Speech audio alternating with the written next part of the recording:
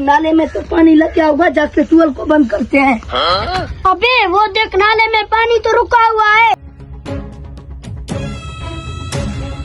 ये पानी कैसे सूख गया? तुम जाके फसल को देखो पानी लगा या नहीं, मैं जाके ट्यूबवेल को देखता हूँ। ठीक है।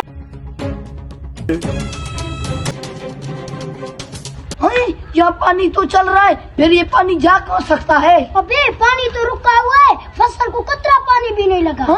फिर ये पानी जा कहाँ सकता है?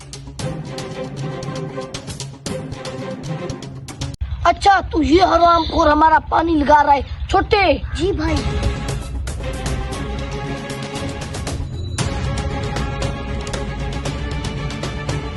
अभी केमिकल लेके आया हूँ, जल्दी ठीक है।